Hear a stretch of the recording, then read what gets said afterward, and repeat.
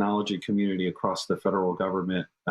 We just appreciate everything you're doing, and we're very supportive. And we're looking forward to getting through this pandemic. And as we started out, maybe we'll all be together again doing hackathons and having fun and solving problems. And I look forward to that day soon. But thank you very much. Thanks, Dave. Yeah, thanks. Weeknights this month, we're featuring American History TV programs as a preview of what's available every weekend on C-SPAN 3. Tonight, a look at Thomas Jefferson. We feature Bill Barker, the resident Thomas Jefferson interpreter at Monticello in Charlottesville, Virginia. Mr. Barker discusses the Lexington and Concord battles and the decision by the 13 colonies to break with Great Britain, followed by Jefferson's writing of the Declaration of Independence, his love of gardening, and the enslaved people who maintained the grounds. Watch tonight, beginning at 8 Eastern. Enjoy American History TV this week and every weekend on C-SPAN 3. Next, a discussion with President Trump and state attorneys general on social media platforms.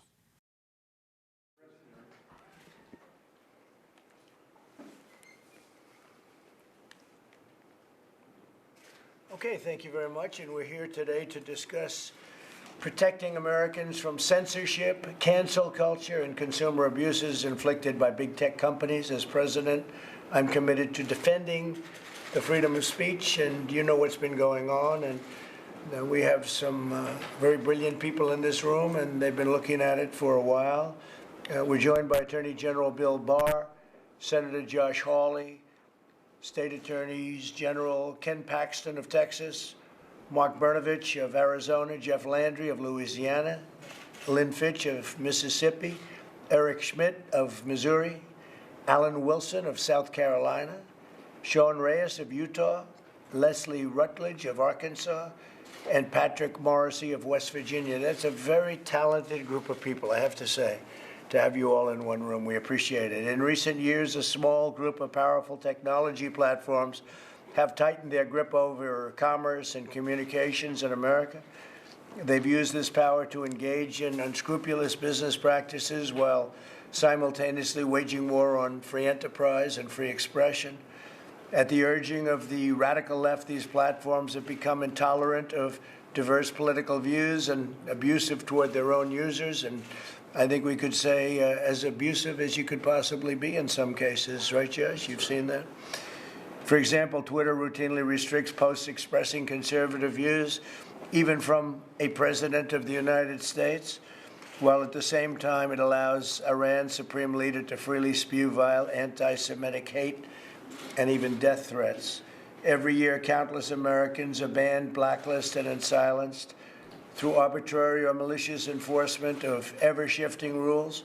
Some platforms exploit their power, acquire vast sums of personal data without consent, or rig their terms of service to coerce, mislead, or defraud, and we've seen it so many times. In May, I directed Attorney General Barr to work with the state attorneys general as they enforce the state laws against deceptive business practices. Today's discussion will focus on concrete legal steps to protect an open internet and a free society, including steps to ensure the social media companies cannot deceive their users with hidden efforts to manipulate the spread of information. This is a very big subject. We're going to be discussing it. We've been discussing it. And over a fairly short period of time, I suspect we'll come to a conclusion. I'd like to ask the Attorney General to say a few words. Bill, please. Sure. Thank you, Mr. President, for convening this roundtable. And it's a pleasure to have this opportunity to meet with all my colleagues, the state attorneys general and Senator Hawley. And you state attorney generals and I are meeting tomorrow on some of our efforts in related areas. So I'm looking forward to that meeting as well. But we're here today as part of the President's executive order on preventing online censorship. That order tasked the Department of Justice with a number of responsibilities. First, the department was directed by the President to propose legislation to reform Section 230 of the Communications Decency Act. That's a provision that provides broad civil immunity to online platforms, both for hosting and for removing third-party content. I'm pleased to report that earlier today, the department, on behalf of the administration, has sent to Congress proposed legislation to reform Section 230. And that legislation addresses concerns about online censorship by requiring greater transparency and accountability when platforms remove lawful speech. Your executive order also directed the department to work with state attorneys general to review how state laws can be used to combat deceptive and misleading online practices. And I'd like to thank my colleagues from the states for joining us to begin addressing this important topic, and I look forward to our broader engagement on that issue. You know, online platforms play a vital role in our society. Nearly everyone relies on platforms now on a daily basis to communicate, to share private information, buy goods, receive news and information.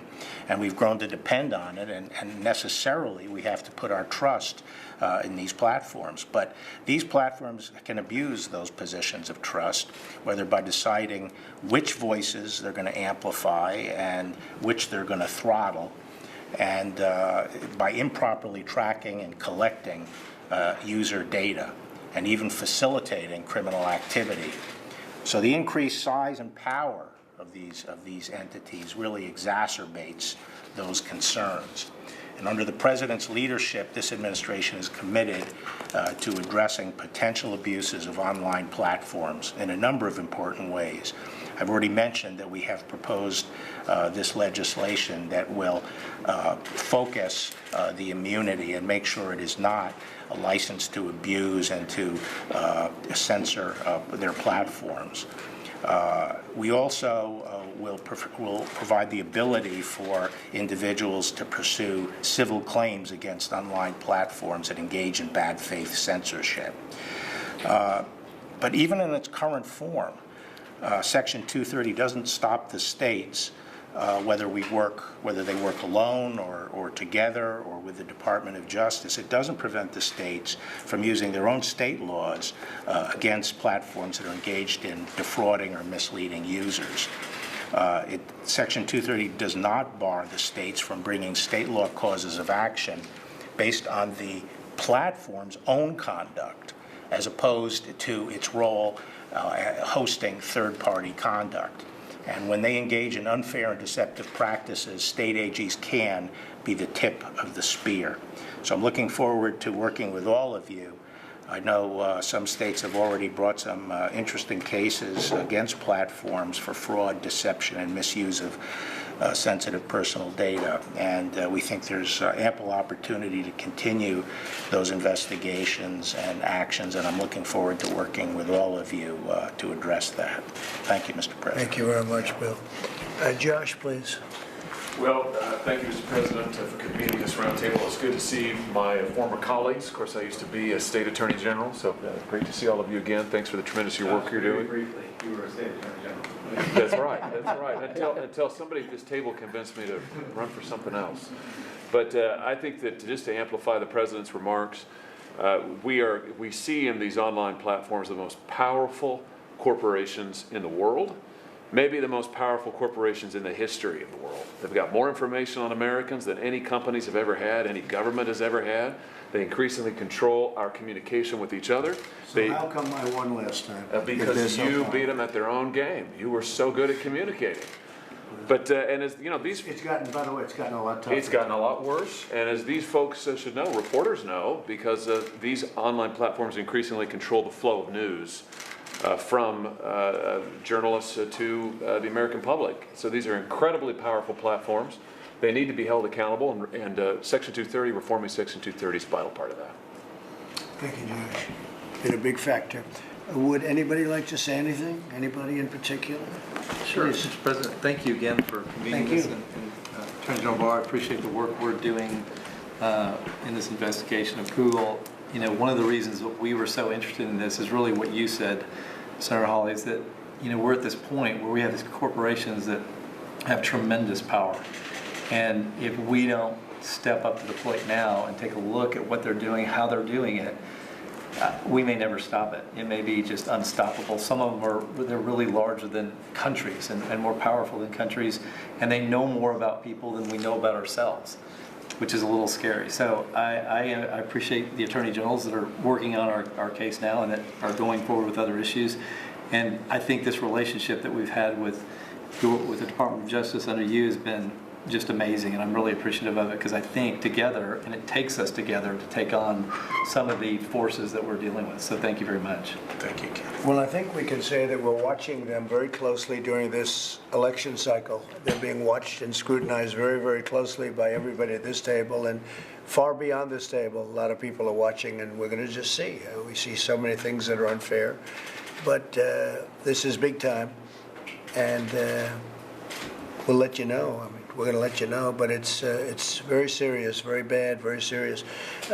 Lynn, would you like to say something? Thank you, Mr. President. Thank you. Thank you, General Barr. We appreciate it's an opportunity for us to all come together and work and hold these big tech companies accountable. This is an opportunity where they've been censoring our freedom of voices, and Americans are just not going to stand for that. And so I appreciate the opportunity for us to all work together to move forward with the changing of 230 and change the dynamics of expression for voices. Thank you, Lynn, very much. Thank you, Mr. Anybody President. else? Anybody? Go ahead, please. Mr. President, I have a story that I think you'll enjoy.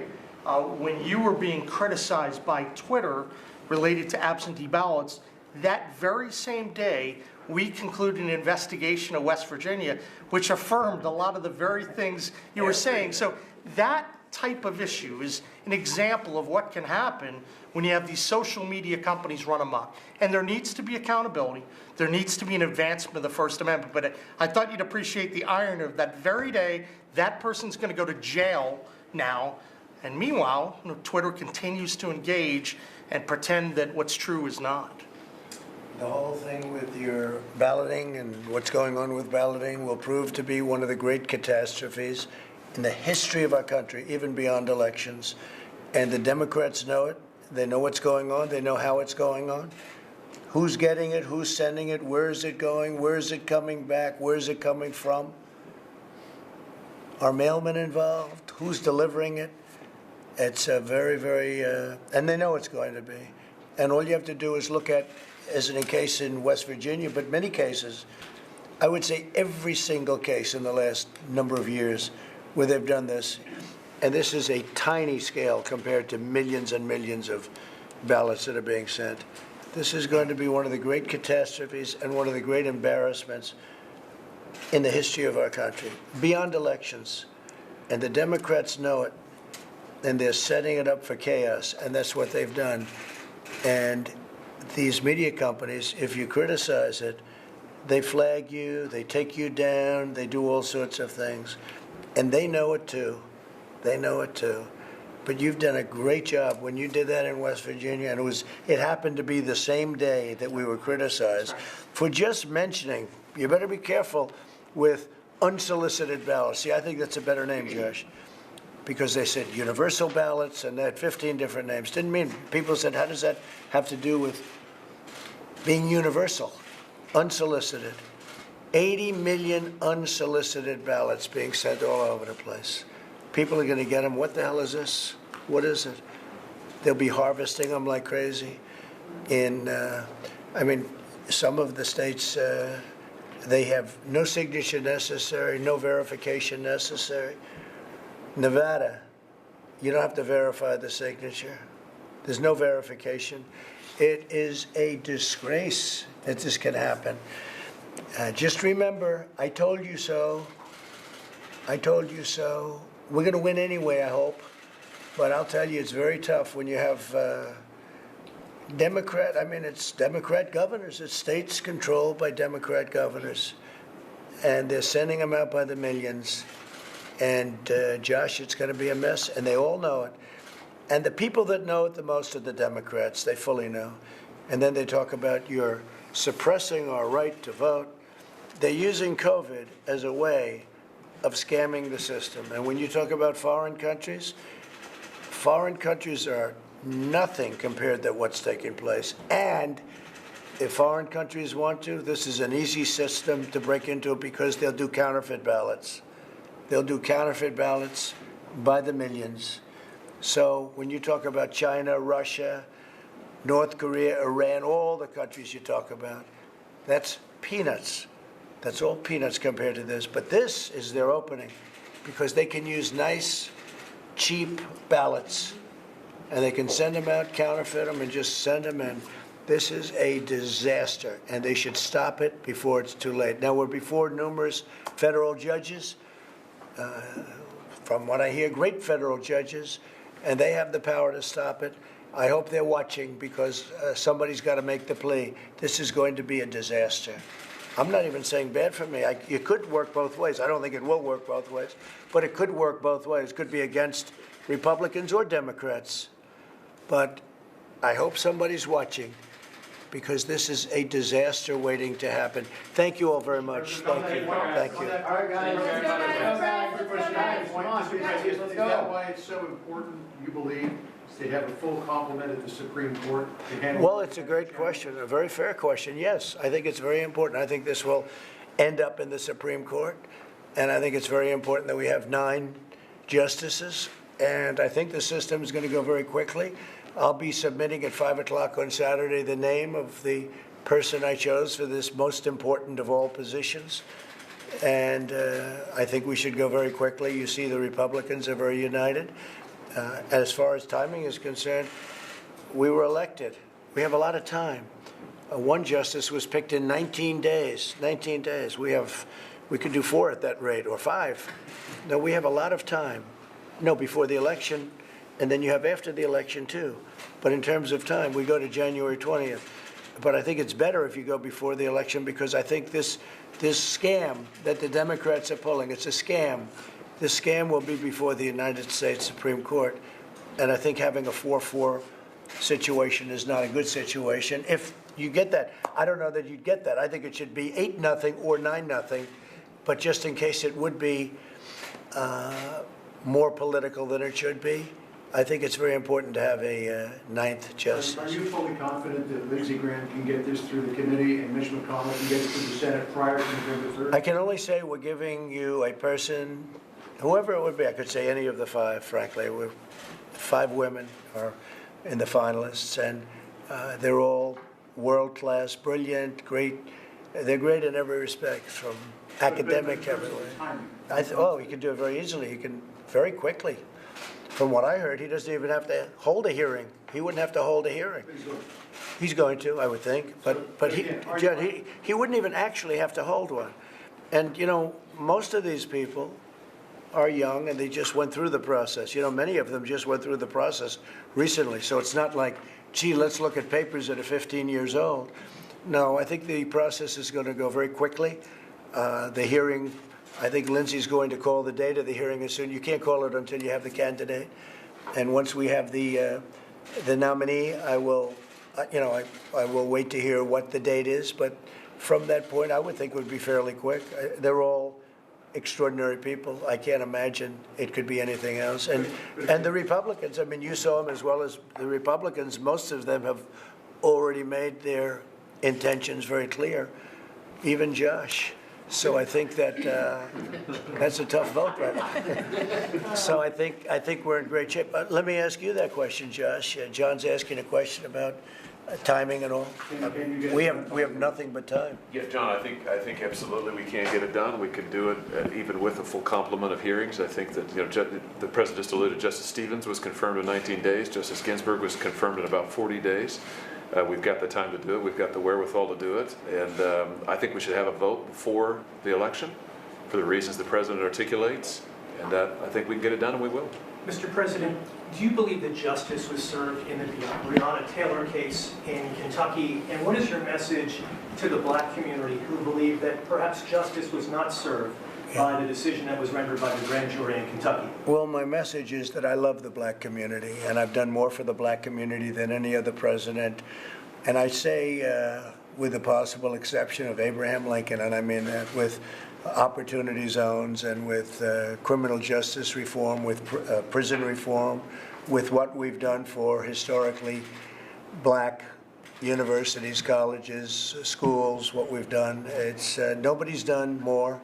Abraham Lincoln, let's give him the nod, but beyond that, nobody's done more. I love the black community. I don't know enough about it. I heard a decision was just made. We've been together here, and so we haven't discussed it. But after I see what the decision is, I will have a comment on it. Okay? Thank you all very much. Thank you very much. Thank you.